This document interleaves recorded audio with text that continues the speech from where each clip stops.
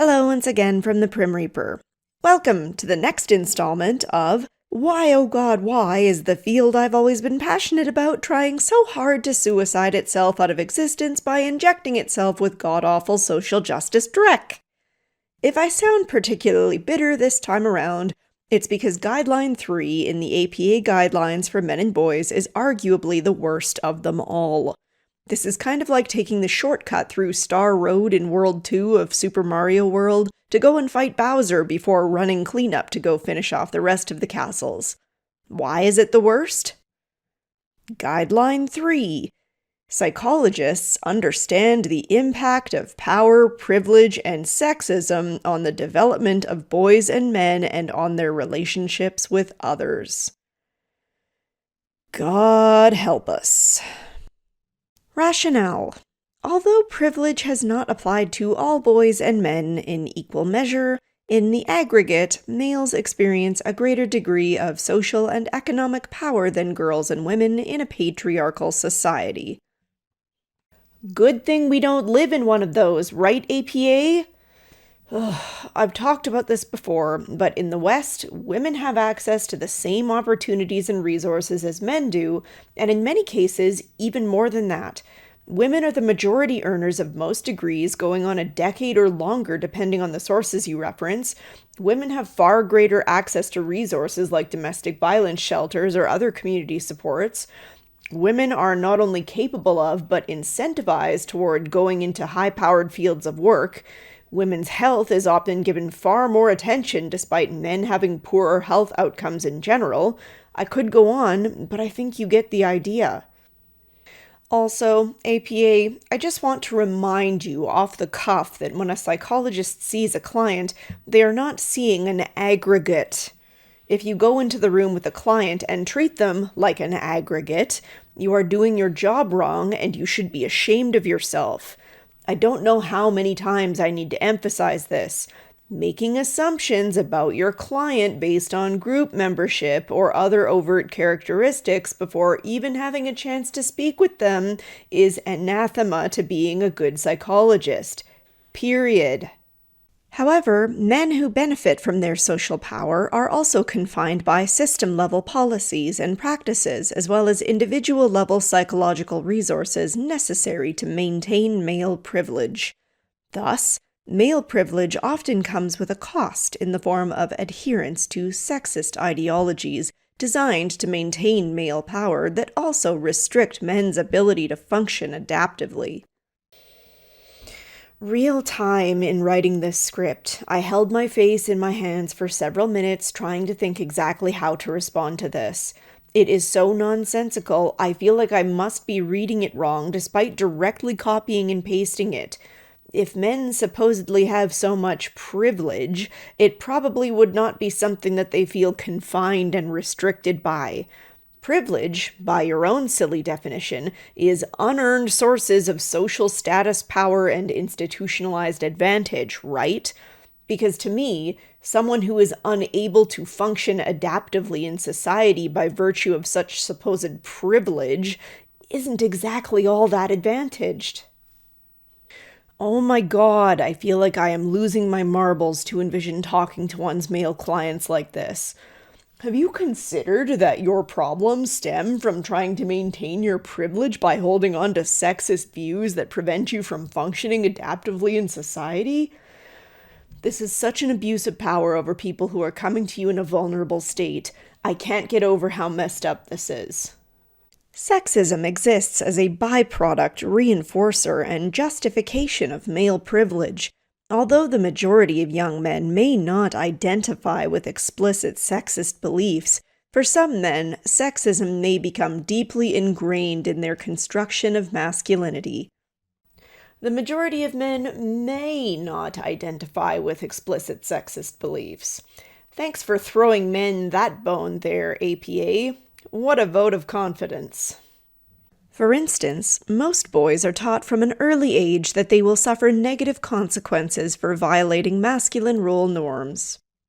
I know I basically discussed this in my last video on these guidelines, but I really do wonder how many men are in fact explicitly taught this, and if so, to what extent. We also don't want to confuse simply endorsing masculine behavior for masculinity's sake and just trying to raise functioning humans. For example, is a father who raises a son to control his emotions, work hard to achieve his goals, and to not shirk his duties, trying to create a masculine caricature, or is he simply trying to set up his son for the best life he can live? Would it be different if he taught his daughter the same values? The impact of such sexism extends from boyhood into adulthood, sometimes influencing critical identity formative processes such as career choices, and thus contributing to gender imbalances in female or male-dominated professions. Okay, first of all, get the hell out of here with this nonsense that men's career choices are in any way impacting women's ability to get into certain roles. I don't know how much more incentive can be given to drive women into STEM or political careers, including scholarships and diversity hiring, short of literally forcing them to take on such roles. And secondly, did we forget that this is supposed to be the guidelines for supporting men and boys? Why are we over here boo-hooing about their career choices resulting in supposed gender imbalances in the workplace? How is that relevant at all to helping vulnerable men trying to access therapy? Growing up in a patriarchal society may also contribute to important public health concerns such as gender-based violence. Men who rigidly adhere to sexist, patriarchal masculine norms also tend to endorse and commit higher levels of intimate partner and sexual violence towards women. Feminist scholars have argued that some men use violence and control in relationships as a way of maintaining sexist beliefs and dominance over women. Feminist scholars, eh? That's probably the sensible choice for experts to bring in on the topic of men and boys, right? Snark aside, I have talked before in that paper I published how, if we want to have a legitimately unbiased view of domestic violence, we need to scrap outdated perspectives like the Duluth model that treat only one sex as being capable of perpetration. The fact that they are bringing that up here is just adding insult to injury. Researchers in the psychology of men and masculinity have identified that insecurities stemming from early childhood experiences, such as attachment insecurities, are linked to adherence to traditional masculinity ideology. Research also suggests that insecurely attached men not only rigidly adhere to sexist gender role ideology, but that they may act on those schemas in ways that promote or justify intimate partner violence. So, to be clear, boys are often taught from an early age that they will suffer consequences from not adhering to traditional masculinity norms, but boys who are insecurely attached to caregivers will also grow up to adhere to traditional masculinity norms. Golly, if I put any stock in any of these opinions, it's almost like it would mean that there's something else going on. That men may be more likely to develop masculine traits as a result of biological influences or something. You know, given that they're developing them, whether in the context of a parental relationship or not. But I'm not really the one putting things in this oversimplified manner, so we can just move on. Sexual minority and transgender and gender nonconforming persons may be seen as transgressing traditional masculine roles and eschewing stereotypes of binary gender categories. For instance, transgender women may be perceived as men who are pretending or dressing up, while transgender men may be seen as not real men. Putting aside much of the transgender topic as a whole, on a pure base psychological level, I'm sorry to say it, transgender women will have very different experiences from men because, let's face it, they don't identify as men and are generally doing their best to try to appear to the world as women. And transgender men have very different experiences from men because they spent at least some portion of their lives living as women. This isn't sexism to say so, and if anything, I would think it would be seen as validating the whole total experience of someone's life, not invalidating it. The problem with this topic is that there's so much teeth gnashing going on over it that we lose sight of what is within bounds to say. I would argue that this is a particular problem in psychology because it likely means that people will have a harder time getting to the root of the problem for worry about saying the wrong thing. In addition to increasing the possibility of engaging in violence, men who accept sexist constructions of masculinity are often restricted by codes of conduct that inhibit their ability to be emotionally vulnerable and form deep connections in adult relationships. Once again, I feel like we have a little bit of a chicken and egg scenario going on here. Are those who accept masculinity, particularly the sexist versions of it, finding that they struggle to be emotionally vulnerable and form connections with others? Because in my experience, it's often the opposite, and that those men who have had struggles with building emotional connections, or who have been rejected for trying to express their emotions, are the ones who have been more likely, though certainly not guaranteed, to come to wall themselves off and maybe even engage in sexist stereotypes.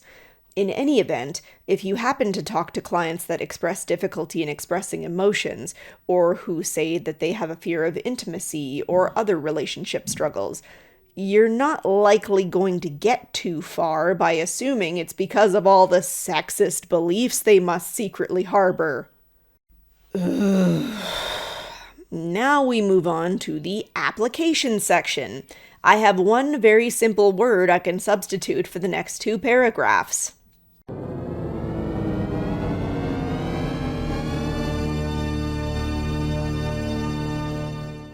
But that wouldn't be very entertaining, now would it?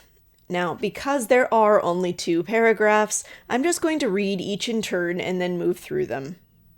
When working with boys and men, psychologists can address issues of privilege and power related to sexism in a developmentally appropriate way to help them obtain the knowledge, attitudes, and skills to be effective allies and potentially live less restrictive lives.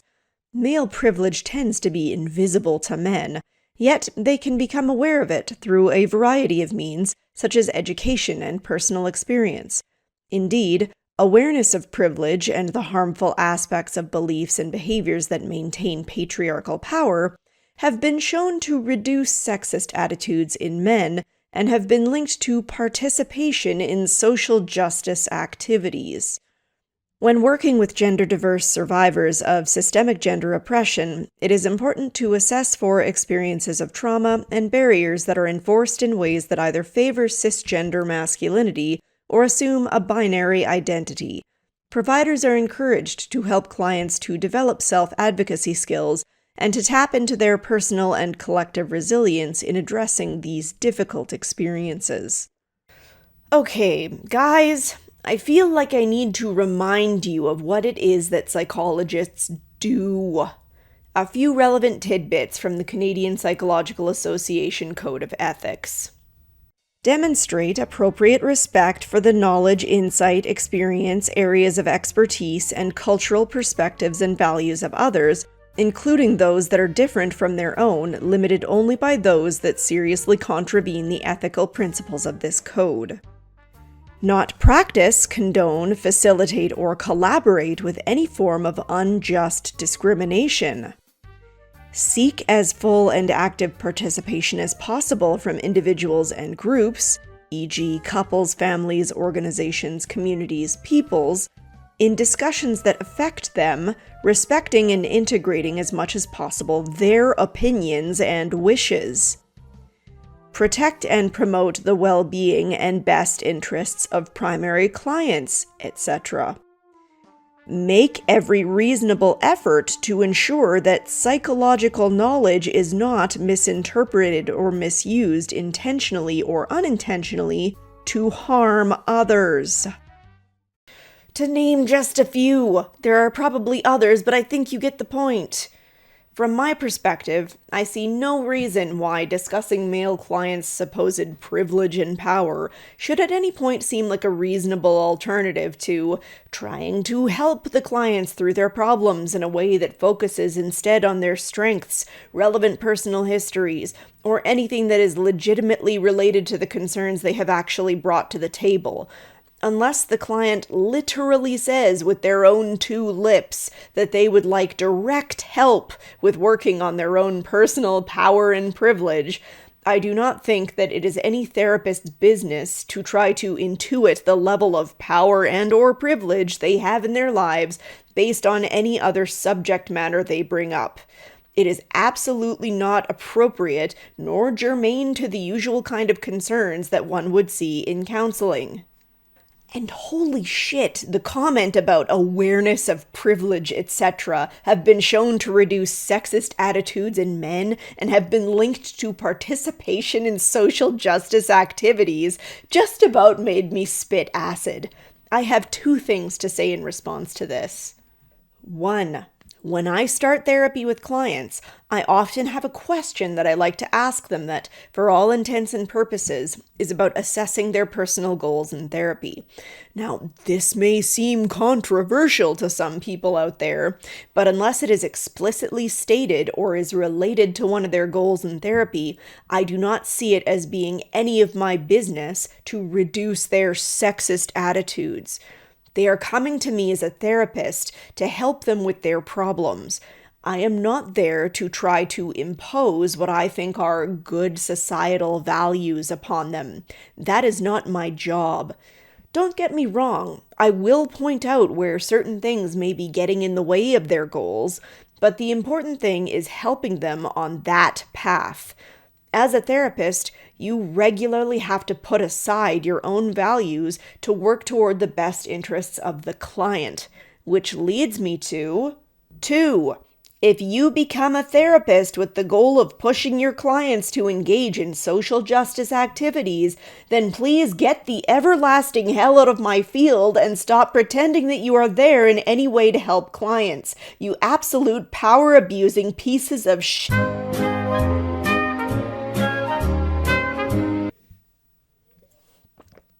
Sorry, things got a little heated there. Let's just move through the last paragraph and be done with it. Men who understand their privilege and power may be less apt to rely on power, control, and violence in their relationships.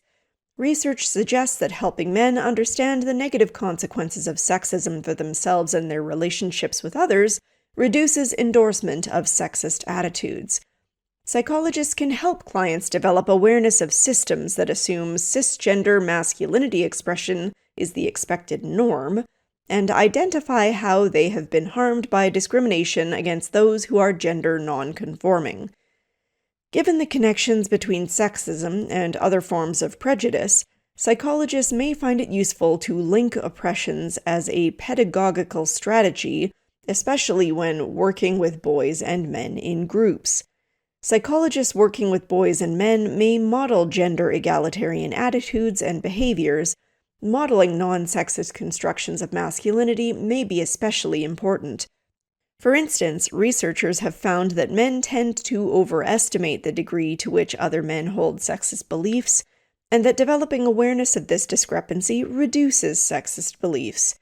To further help accomplish this goal, psychologists are encouraged to explore their perceptions of boys and men, and to understand that, although not all boys and men hold sexist ideologies, these beliefs are ingrained in the culture at large. God, I don't even know what to say at this point. This is all just more of the exact same nonsense. It's all just making these awful assumptions about men. And my stomach turns even further to think of other psychologists thinking this way about little boys. Their frequent mention of sexist attitudes when talking about men in this manner is burying the irony meter so far it's in the Earth's core right about now. To any men watching this video, I implore you, if you ever do seek counseling, please, for your own health, ask your therapist the extent to which they endorse these kinds of views. You do not want to entrust your mental health to people who will weaponize it as a means of talking down to you about your assumed status in society when you are in a moment of weakness. You do not want to waste money on someone who is simply bent on trying to warp your own goals to maximize their own agenda. And let me assure you, there are those of us out there who see the horror of these attitudes and are actively trying to fight this stuff. It's not as many as I would like to see, but we are out there. So with all this being said, thank you all so much for watching, and I hope to see you all in the next one.